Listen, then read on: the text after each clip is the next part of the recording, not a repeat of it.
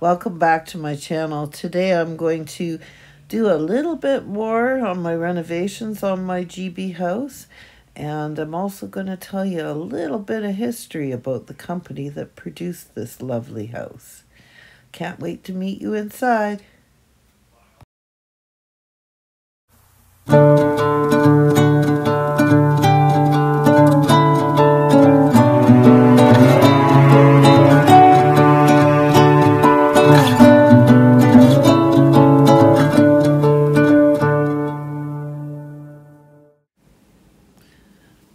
So I think I'm just going to put a little bit of Mod Podge on the floor here. So again, this is the satin Mod Podge. And I'm just going to give it a good even coat. In the meantime, I wanted to tell you a little bit more about the GeeBee company. So back in the 1940s and 50s, they were the in thing in England. So while Canada was doing the Mark's tin houses for the children here in Canada, this was the popular item in England. So they've really, a lot of them have standed the test of time. So just to give you a little bit of background, the company started in 1946 in England. And the two gentlemen that started the company were actually ex-glove makers. And it was 1946, and of course, you know, the war was over, but neither one of these guys had a lot of money, and the only thing they could afford was a 2,000 square foot warehouse that had been bombed out and during the war. So their first place that they rented was in quite bad repair. So the name GeeBee came from the last names of the fellas that started the company.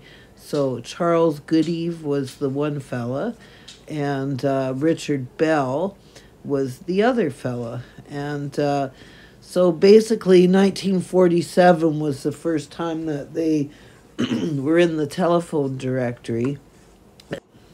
So when they started out, it was just Charles and his buddy Richard and their wives that actually ran the business. And they actually stayed in business until 1978. So the first models that they made over the course of the first 20 years were kind of like little Tudor style houses. This particular house was built, I believe, from the research I've done, I think it's 1963. So she's just coming up on 60 years old. And they called this particular model the modern house. So now I'm going to be looking at these windows. The windows are made by Romstad, and as you can see, the window that's actually used as a door is missing one of the hinges, so the window can't be supported at all. So I was trying to come up with an idea of how I can make a new hinge that'll fit in this slot here. So basically, what I've come up with is I thought, well, what kind of metal would be similar to the metal that's used on these windows? And my idea was, hey, how about one of these little tea light candles? So what I did is I took a tea light candle, and as you can see, I'm cutting it so that I can make a new hinge.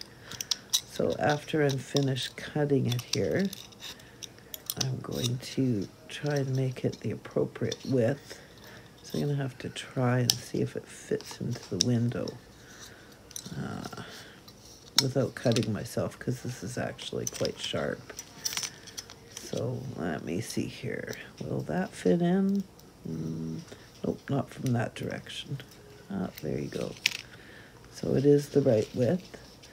And so basically I'm going to have to curl it around and make it into a hinge similar to the one that's on the other side. And hopefully this won't be just a quick fix, it'll be a permanent fix. So just going to put it here on the side and give it a little snip with the scissors. And that should be the ticket. Just want to fit it and make sure that it's fitting onto the back plate of the door jamb properly so that when I do glue it down, it's not going to come loose. Let's see here. Oh, it looks pretty good. Not bad. Just want it to be a little flatter, so I'll use my scissors to flatten it out a little bit. And crazy glue. Yeah. Don't really recommend doing much for miniatures with crazy glue because it can be so unforgiving and make such a big mess.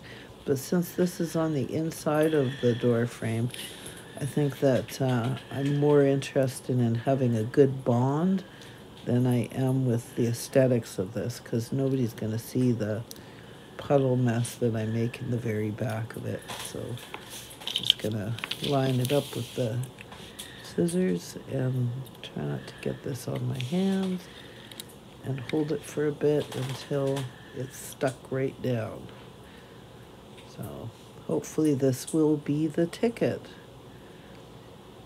So now I've got it installed, but as you can see, this tea light silver is kind of way too bright, so I'm going to have to touch it up with a little bit of paint.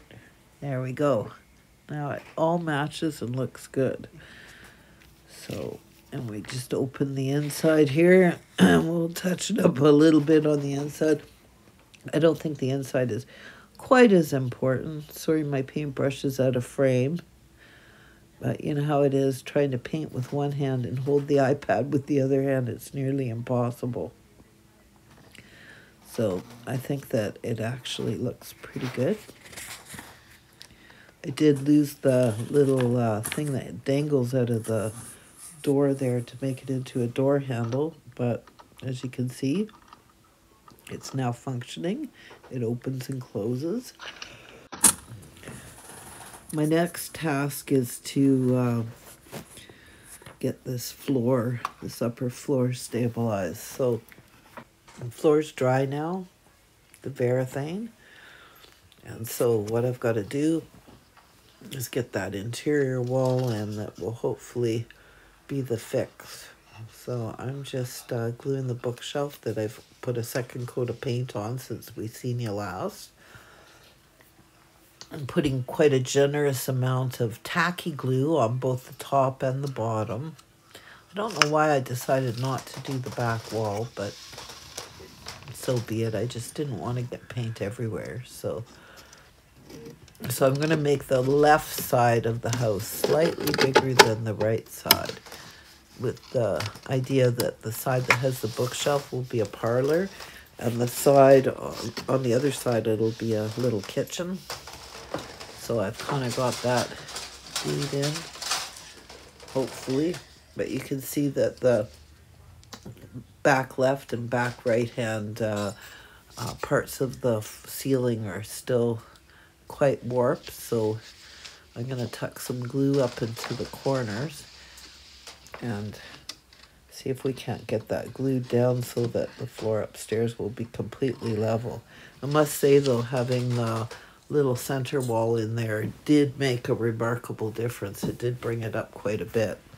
I mean, I guess the easiest way to have done this would have been to just build a whole new floor and take that one out. But, you know, even though I'm putting hardwood floors and I plan on wallpapering and putting in baseboards, etc., I still don't want to really ruin the major bone integrity of this house. I kind of want to keep it as kind of original. Like, I don't plan on doing anything at all to the outside or to the door. I'm just gonna, I guess the only thing that I really want to do is I really do want to install some wallpaper and some baseboard. And you can see at the top right over the double window there's a slit in it, and I plan on putting an awning, which is missing from the original. So you can see here, got it all together. still, again, a little bit warped, but now I've got glue in it. And with a couple cans of tin food and some cardboard, hopefully that will be the ticket. Thank you for watching my video. Please subscribe and hit that like button and press the notification button. See you next week.